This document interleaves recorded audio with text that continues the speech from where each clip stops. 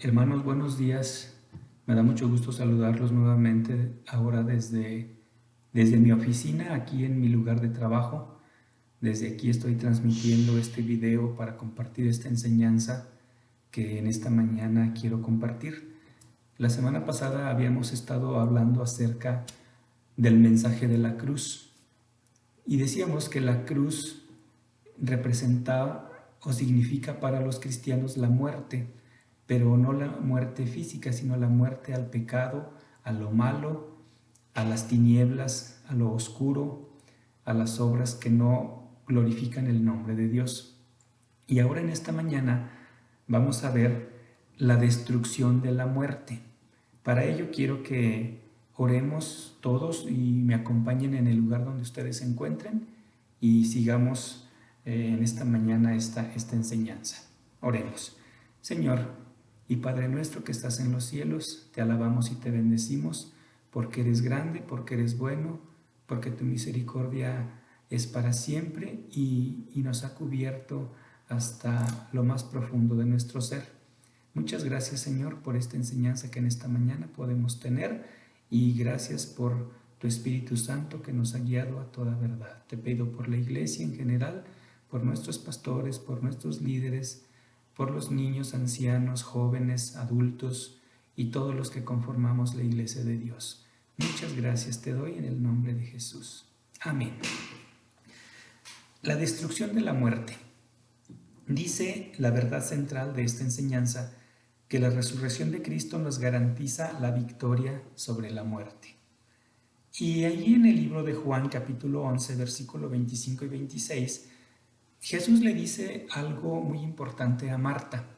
Recuerden que Lázaro había muerto, Lázaro, su hermano de Marta y de María, y Marta y María estaban tristes, estaban acongojadas, estaban pasando esa pena de la pérdida y Jesús las visita y le dice Jesús a Marta: yo soy la resurrección y la vida, el que cree en mí aunque esté muerto vivirá, y todo aquel que vive y cree en mí no morirá eternamente.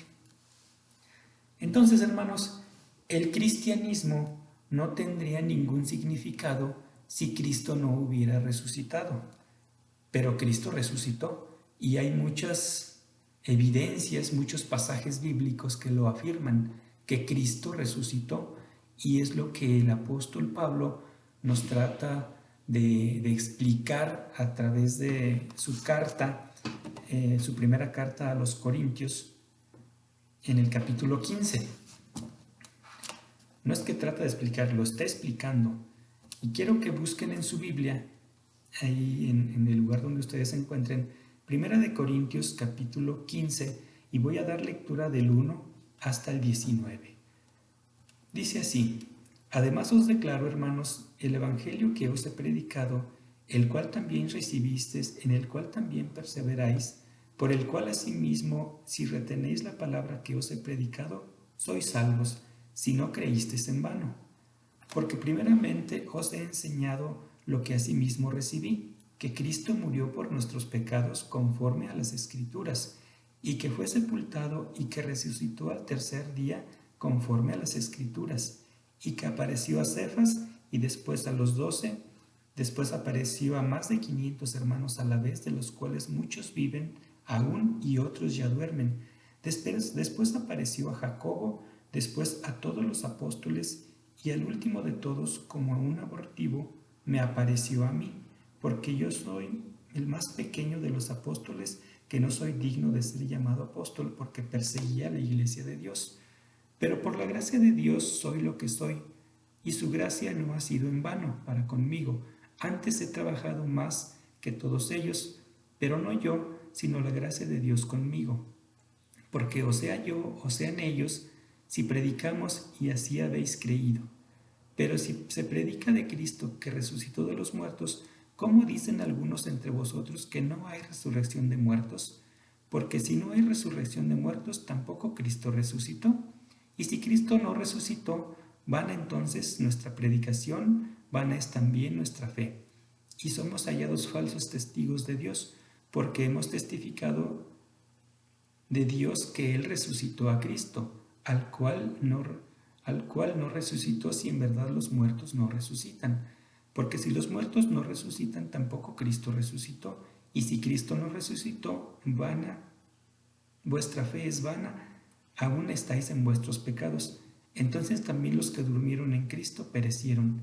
Si en esta vida solamente esperamos en Cristo, somos los más dignos de conmiseración de todos los hombres. Aquí vemos, hermanos, claramente que el apóstol Pablo está afirmando que Cristo se levantó de la tumba, que Cristo venció la muerte y resucitó y le apareció a muchas personas, Y yo me imagino que quizá haya sido un asombro, una sorpresa volver a ver a alguien que había fallecido, aunque él lo había dicho antes de que lo aprendieran, pero muchos no entendieron que él se levantaría de la tumba. Pero el apóstol Pablo está afirmando que Cristo se levantó, que Cristo venció la muerte. Y si Dios no lo hubiera levantado, dice el versículo 19, que entonces seríamos los más dignos de conmiseración. Y estuve investigando en algún material algunos sinónimos de conmiseración para que nos quede un poco más claro. Y conmiseración también significa pena, dolor, condolencia, lástima y miserable. Entonces, si Cristo no resucitó, seríamos los más miserables, hermanos, seríamos los más dignos de pena, de dolor y de que nos dieran nuestras condolencias, porque vana sería entonces nuestra fe. Hermanos, los cristianos que hayamos muerto en el Señor tenemos la garantía, la seguridad que resucitaremos de entre los muertos. Y lo afirma el versículo que leímos al principio: yo soy la resurrección y la vida. El que cree en mí, aunque esté muerto, vivirá. Entonces esta es una garantía, este es un arma que tenemos, hermanos, de fe, de que Cristo algún día nos va a resucitar si es que morimos antes de su segunda venida. ¿Sí? Aunque Cristo no fue el primero en haber resucitado de entre los muertos, recuerdan que también Lázaro había muerto y fue resucitado, también fue resucitado el hijo de la viuda de Sarepta, la hija de Jairo fue otro caso también de haber resucitado a una persona fallecida. Sin embargo, Cristo fue el primero en resucitar con un cuerpo incorruptible para no morir jamás, ¿sí?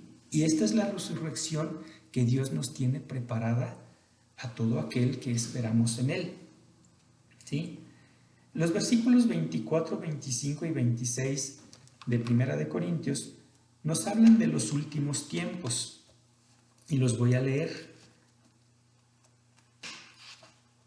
Dice así: luego el fin, cuando entregue el reino al Dios y Padre, cuando haya suprimido todo dominio, toda autoridad y potencia, porque preciso es que Él reine hasta que haya puesto a todos sus enemigos debajo de sus pies. Y el postrer enemigo que será destruido es la muerte.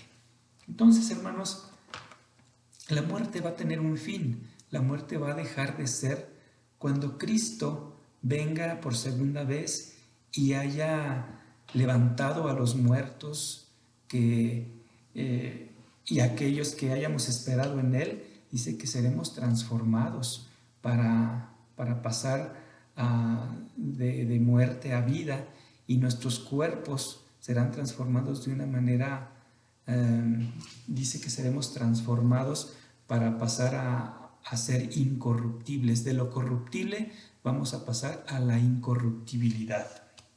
Entonces, el poder de la muerte quizá tenga sus raíces en el mismo temor que tiene la gente al momento de morir, pero Cristo nos garantiza que con su resurrección tenemos esa garantía y esa seguridad de que no moriremos eternamente. Solamente es un espacio, es un tiempo en el que vamos a estar descansando, vamos a estar en ese sueño, vamos a dejar de hacer nuestros trabajos, pero Cristo nos garantiza levantarnos de los que hayamos ido a la tumba. Ahora, las enfermedades, los dolores, los problemas pueden agobiar la vida de los cristianos, de las personas, causando sufrimiento, pero ese sufrimiento es algo temporal, es algo que va a tener un fin, ¿sí? Y esto no tiene poder para destruir a los hijos de Dios, ¿sí? ¿Por qué? Porque Jesús se levantó de la tumba, porque Jesús salió triunfante para ser eterno y no morir jamás. Entonces, hermanos, tenemos la seguridad de que Cristo viene, de que Cristo está a nuestro lado, de que Cristo es nuestra salvación, y aunque hayamos muerto, si morimos creyendo en Él, tenemos la seguridad de pasar a la vida eterna y estar eternamente con Cristo.